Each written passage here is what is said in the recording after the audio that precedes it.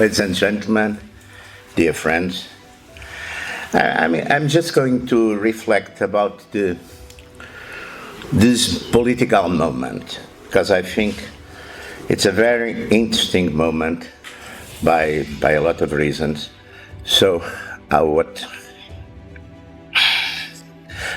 try to make some reflections on the moment and think what makes sense in the terms of values that we defend. What makes sense, these values, to introduce these values in the political equation that I think is much more marked by protest and by rejection. And in some sense, I think that our exercise must be to transform this protest in convictions, in a positive sense. And so, just to put this in an historical and philosophical context, I'd say that history of politics and political ideas is shaped not only by political philosophers and thinkers, but also, and above all, by the failure of existing regimes and institutions. Philosophers like Aristotle, Plato, Augustine, Aquinas, Machiavelli, Montesquieu, Hegel, or political thinkers like Burke, De Maistre, Marx, Maurras, Croce, Gramsci, Gentile, reflected and wrote about the best principles or institutions of the state. They all developed and systematized political ideas and ideals. Yet the practical and popular emergence of these ideas and systems was usually driven by the failure of existing regimes and institutions. My point is that it's a little bit provocative, but we are in an age of provocation. And the most successful politicians are provocateurs, like Trump, like André Ventura in Portugal. And I think so the mood is for that.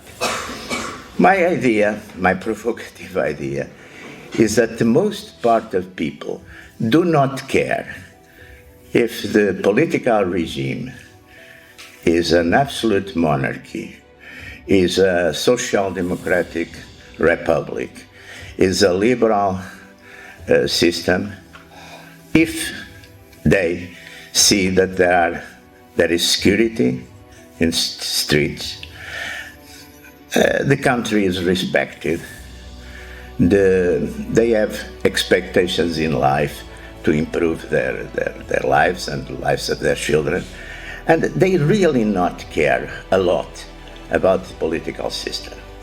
But when that failed, I think they try an alternative. They look for an alternative. But the moment of failure is not the moment where you have at the same time the solutions. And I think looking at the situation where we are, it's very, very, very important to see that we are in a moment in Euro-America, we are in a moment of rejection of what exists.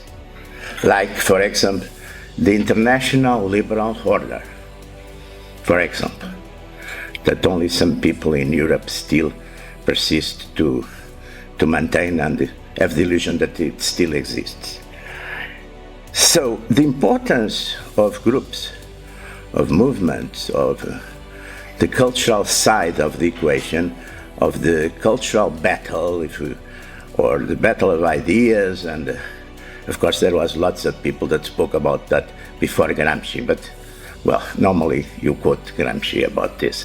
But in some sense, Gramsci was right. I think he saw what happened in Italy and the defeat. Normally defeat is very good to enlighten people. Most part of ideas that later have success came from defeat.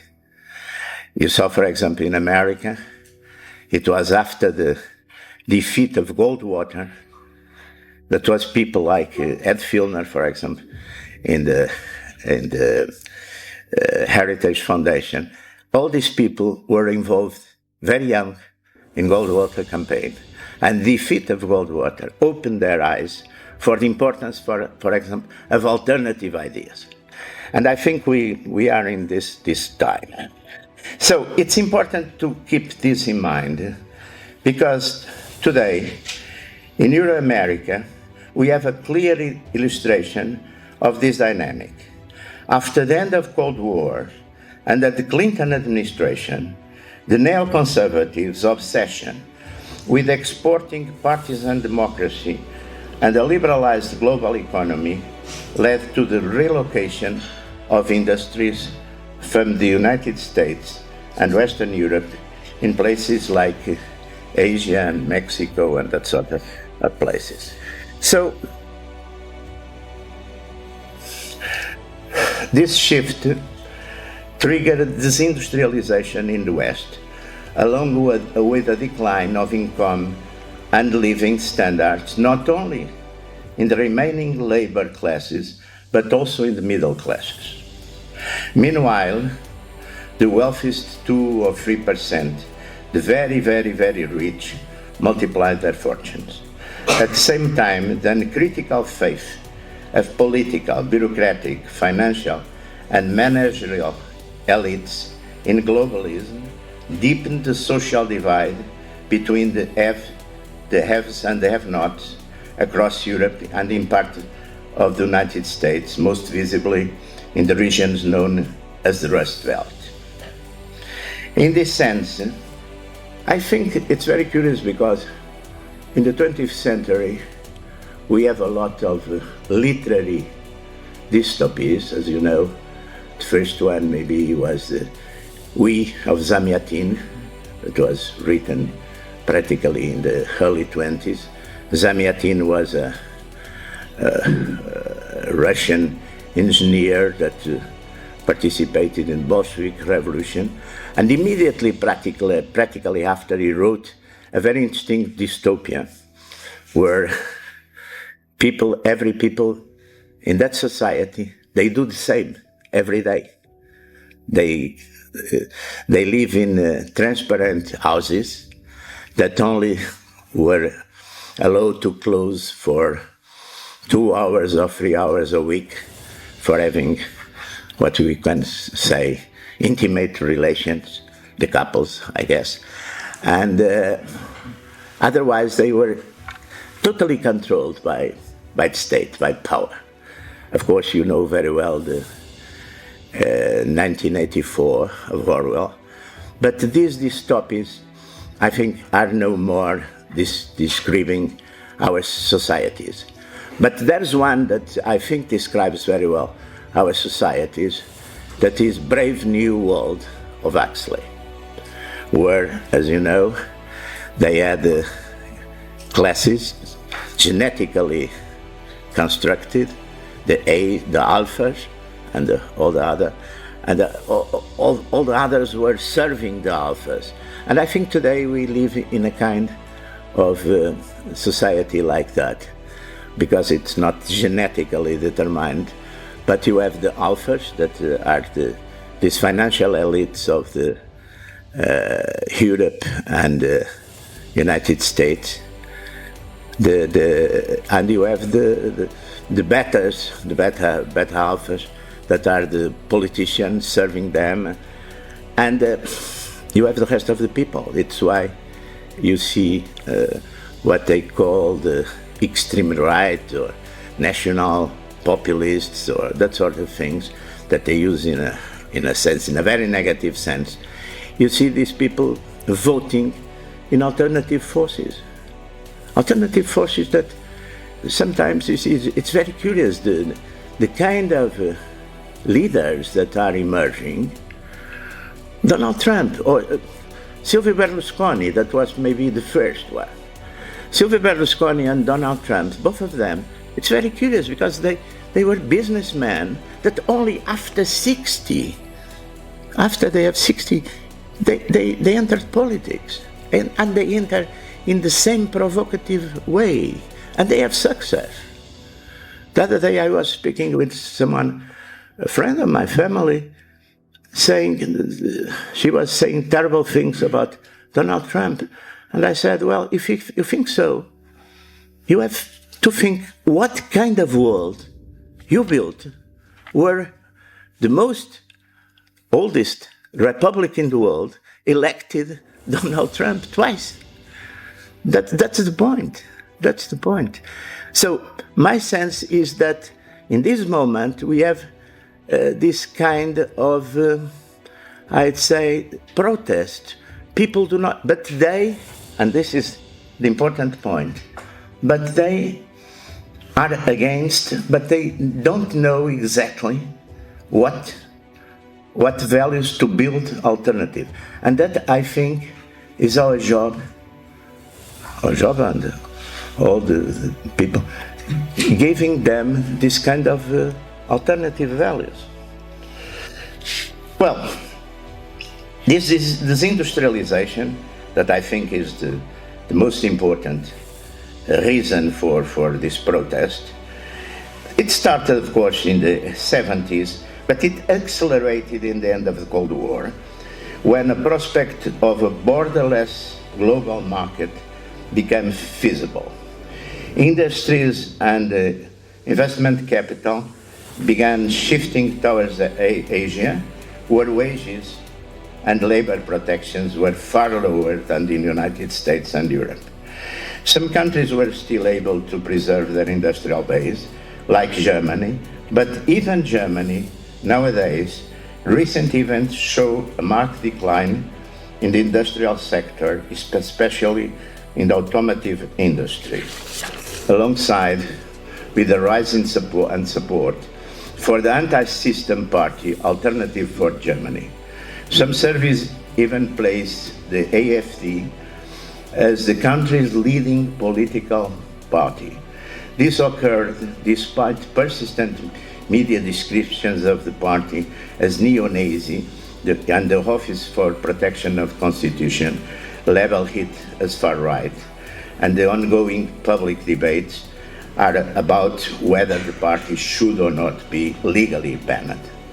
But so-called far-right now governs countries like Italy and Hungary, and has become the leading popular force in France and in the United Kingdom.